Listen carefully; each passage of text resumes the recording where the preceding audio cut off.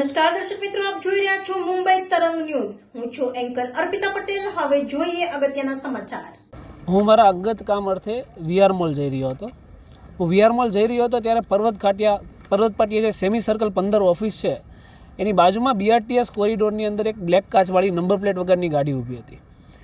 તો એ સમયે જ જો ડીજીપી શ્રીનો એક પરિપત્ર છે કે કોઈ પણ વ્યક્તિએ કાળા કાચમાં પોલીસ કર્મચારીએ નંબર પ્લેટ વગરની ગાડી રાખવી નહીં. એમ છતાં ડીજીપીના પરિપત્રોને કોઈ ગાંઠતા નથી, કાળા કાચવાળી ગાડીઓ નંબર પ્લેટ વગરની ગાડીઓ રાખે છે. તો એ બાબતે મને થોડી શંકા ગઈ કે આ ગાડીમાં કંઈ પણ હોઈ શકે.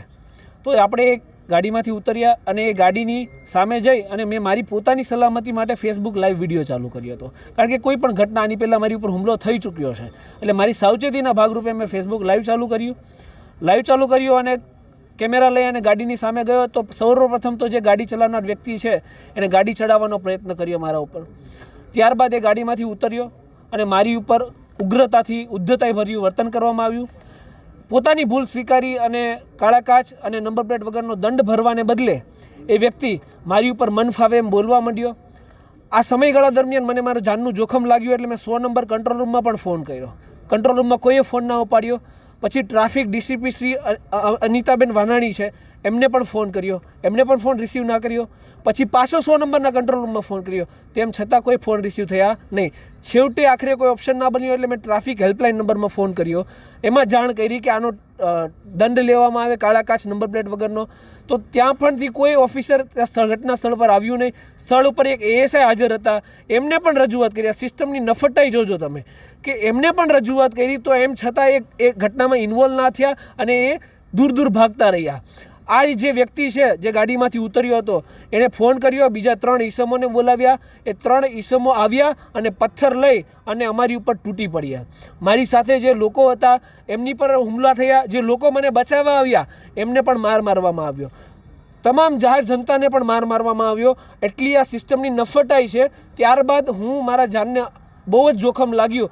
જે લાઈવ વિડીયો હતો એ વિડીયો મારા ફોનમાંથી ખેંચી ફોન લઈ અને ફોન ફેંકી અને પુરાવાનો નાશ કરવાની કોશિશ કરવામાં આવી. પછી હું ત્યાંથી મારો જીવ બચાવીને પૂણા પોલીસ સ્ટેશન પહોંચ્યો. અને હજુ તમે જુઓ કે આ લોકોની ક્રૂરતાનો કોઈ અંત જ નથી. હું પૂણા પોલીસ સ્ટેશન પીએસઓમાં ગયો. પીએસઓમાંથી પછી મને ઇન્વેસ્ટિગેશન રૂમમાં મોકલવામાં આવ્યો. ઇન્વેસ્ટિગેશન રૂમની અંદર આ જે હુમલો કરનાર છે એ અને એના સાગરીતો ઘૂસી જાય છે. ઇન્વેસ્ટિગેશન રૂમમાં મને મારવા માટે દોડે છે.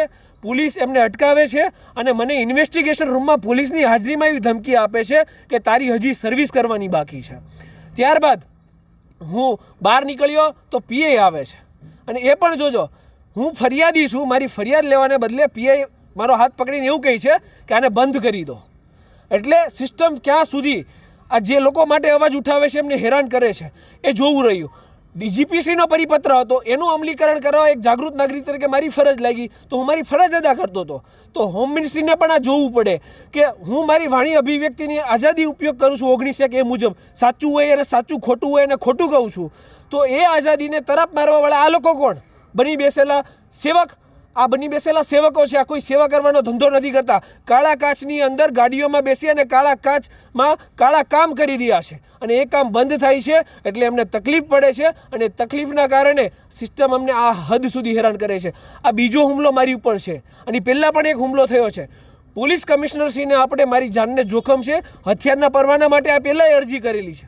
એમ છતાં પણ આજ દિન સુધી મને હથિયારનો પરવાનો નથી આપવામાં આવ્યો. ટૂંકમાં મનસા એવી લાગે છે કે જાહેર જનતાના કામ કરવાવાળા લોકો, સમાજ સેવકો ભલે ખપી જાય, કુરબાન છે, પણ એમને ના તો કોઈ સલામતી આપવી છે અને ભલે અવારનવાર હુમલા થતા રહે.